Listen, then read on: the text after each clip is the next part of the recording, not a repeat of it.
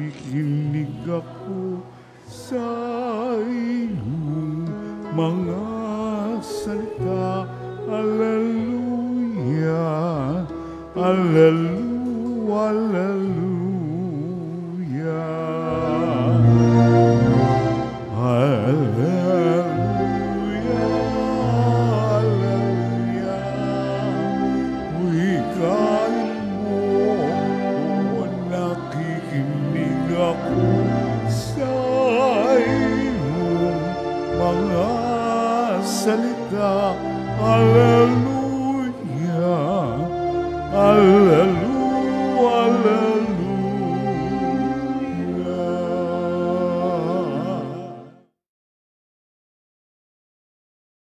Sumainyo ang Panginoon. At sumaiyo rin. Ang mabuting balita ng Panginoon ayon kay San Mateo. Papuri sa iyo, Panginoon. Noong panahong iyon, sinabi ni Jesus sa kanyang mga alagad ang talinhagang ito. Ang paghahari ng Diyos ay katulad nito. Lumabas ng umagang-umaga ang may-ari ng ubasan upang humanap ng mga manggagawa. Nang magkasundo na sila sa upa na 1 denaryo maghapon, sila'y pinapunta niya sa kanyang ubasan. Lumabas siyang muli nang may mag-iikasyam ng umaga at nakakita siya ng iba pang tatayo-tayo lamang sa liwasang bayan. Sinabi niya sa kanila, "Pumaroon din kayo at magtrabaho sa aking ubasan at bibigyan ko kayo ng karampatang upa." At pumaroon nga sila. Lumabas na naman siya ng mag-iikalabindalawa ng tanghali at ng mag-iikatlo ng hapon, at gayon din ang ginawa niya. Nang mag-iikalima ng hapon, siya'y lumabas uli at nakakita pa ng mga ibang wala ring ginagawa. Sinabi niya sa kanila, "Bakit kayo tatayo-tayo lang dito sa buong maghapon? Wala pong magbigay sa amin ng trabaho," sagot nila. At sinabi niya, "Kung gayon, pumaroon kayo at gumawa sa aking ubasan." Pagtatakip silim, sinabi ng may-ari ng ubasan sa kanilang katiwala, "Tawagin mo na ang mga manggagawa at sila'y upahan magmula sa huli at hanggang sa buong nagtrabaho." Ang mga nagsimula ng mag-iikalima ng hapon ay tumanggap ng tig-iisang denaryo. At nang lumapit ang mga nauna, inakala nilang tatanggap sila ng higit doon. Ngunit ang bawat isa'y tumanggap din ng 1 denaryo. Pagkatanggap nito, nagreklamo sila sa may-ari ng ubasan. Sabi nila, "1 oras lang pong gumawa ang mga huling dumating, samantalang maghapon kaming nagpagal at nagtiis ng nakapapasong init ng araw. Bakit naman po ninyo pinagpare-pareho ang upa sa amin?" At sinabi niya sa isa sa kanila, "Kaibigan, hindi kita dinadaya. Hindi ba't nagkasundo tayo sa 1 denaryo? Kunin mo ang ganang iyo at umalis ka na. Maano kung ibig kong upahan ang nahuli ng tulad ng upa ko sa iyo? Wala ba akong karapatang gawin ang aking maibigan sa ari-arian ko? O naiinggit ka lang sa aking kabutihang loob? Kaya't ang nahuhuli ay mauuna, at ang nauuna ay mahuhuli." Ang mabuting balita ng Panginoon. Pinupuri ka namin, Panginoong Jesucristo. Umupo ang lahat. Magandang gabi po sa inyong lahat.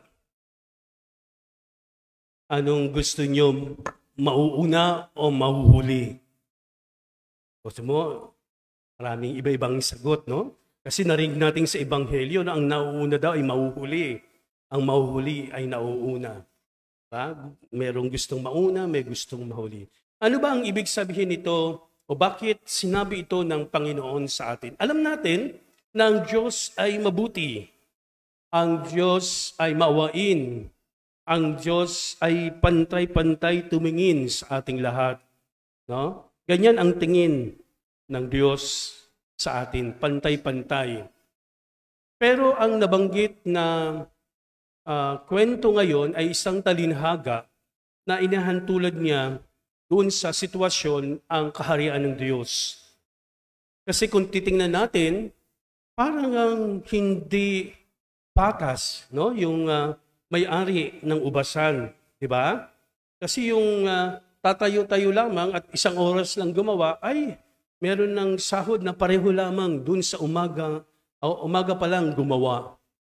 Kung titingnan natin, kasi ang tayong mga tao, aminin natin, minsan, inggitero o inggitera tayo. Amen? Kasi ayaw nating maging malamang pa sa atin yung kapwa. Diba? Gusto natin tayo ang sikat. Tayo ang mas mataas. Kung sahod siguro, dapat mas mataas ang sahod natin. Ano ba ang trabaho mo? Hindi mo pwedeng ikumpara yung iyong kinikita o yung kabuhayan sa kapitbahay mo. Kasi kapag may nakita, ang iba, no? Hindi ko sinasabing lahat, bato-bato sa langit, sabi nga po. Kapag may bagong kagamitan ang kapitbahay, ay, bibili din ako niyan. No? So parang nakikipaghigitan tayo, parang we want to be champion. We want to be number one. Gusto niyo bang maging number one? Saan po, Father?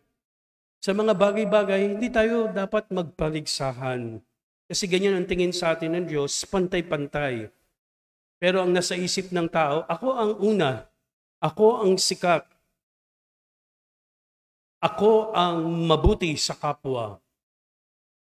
Kung titingnan natin o susuriin yung nangyari sa ating ebanghelyo, sa talinhaga, ay ang mga tao walang ginagawa, di ba?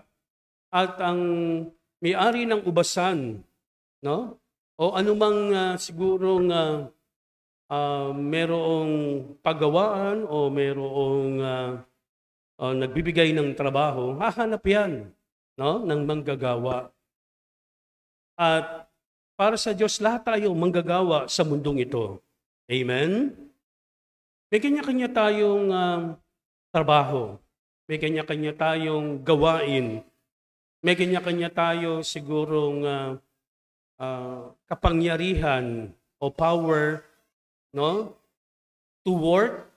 Hindi lang gumawa, kundi may otoridad sa ating pamilya. Lalo na ang magulang, no? Ang nanay at tatay, may otoridad yan sa bahay. Masusunod ang kanilang gusto. At nabanggit ng may-ari ng ubasan, pwede niyang gawin ang gusto niyang gawin, no, sa kanyang upahan. Ganun po talaga, ang Diyos ay ang makapangyarihan at alam niya tayong lahat. Kilala tayo ng Diyos. Kung hindi natin kilala ang Diyos, hindi tayo lalapit sa Diyos para humingi ng tulong sa Diyos. Pero lumalapit tayo sa Diyos kasi may kailangan tayo. Ganun tayo. Ang Diyos actually walang kailangan sa atin. Hindi rin tayo sinasabing kailangan ng Diyos. But gusto ng Diyos, mahal tayo ng Diyos, kaya gusto niyang magbigay. Kahit na hindi natin hinihiling, ibibigay ng Diyos. Amen? Pero bakit, Father, dasal ako ng dasal? No? O naghintay ng hintay tulad siguro ng mga, ang tagal, maghapon na, saka lang nagkaroon ng hanap buhay. No? Siyempre, tuwang-tuwa yung mga huling nagtrabaho. Tapos, ang nakuha ay, diba? Pareho lang nung dumating ng umaga, ay hindi sila gaanong pagod. Pero sa buhay natin, hindi na dapat natin sukatin yung ginagawa natin sa buhay. Ang mga nanay at tatay, kung susukatin mo, umaga pa lang, di ba? Nagtatrabaho na kung pwedeng lahat gawin at the same time, gagawin yan, maglaba, magluto, mamalansya, at kung ano-ano pa. No? Pero hindi naghihintay ng kapalit. No? ang Diyos mas higit pa sa nanay o tatay na tumitingin sa ating lahat na gustong maging pantay-pantay. Pero sa ating pamilya, di ba, mayroong favorite ng mommy, favorite ng daddy. Yung iba naman ini-insist, mahal ko silang lahat. Pero syempre, may naibang, meron kang favorite. Bakit? Kasi paano hindi mo magugustuhan ng isang anak o isang batang laging sumusunod, di ba? Kahit nasabihin natin na kung ano yung hingin sa iyo, pero alam mong masipag, no? Nag-aaral, utusan mo hindi. Ngayon, kailangan bigyan mo ng piso o 10 piso o magkano para sumunod, no? Siguro sabi nga iba yung kabataan ngayon, depende yan sa pagpapalaki ng magulang. Pero pinalaki tayo ng Diyos ng may takot sa Diyos, ng may pag-ibig sa Diyos. Kaya siguro kung makakatanggap tayo sa Diyos, no, ng sabi nating biyaya, hindi tayo magrereklamo, hindi natin ikukumpara. O bakit, Lord, yung kapitbahay ko, maraming blessing sa buhay. So tanungin natin, ano ba yung relasyon natin sa Diyos? Tayo ba ay madalas tumawag sa Diyos, madalas magtiwala sa Diyos? Siguro kulang tayo sa mga bagay-bagay. Bakit tayo hindi binibiyayaan ng Diyos? Tanungin natin ang sarili natin, huwag ang Diyos. Diba? Kasi ang Diyos ay, alam niya ang ginagawa niya. Diba? Sabi nung may-ari ng ubasan, pwede kong gawin kung ano ang gusto kong gawin. Kasi siya ang may-ari ng ubasan. Ang Diyos, pwedeng gawin ng Diyos. Ano man ang gustuhin niya, no? Sabi ko nga kanina, hindi tayo kailangan ng Diyos.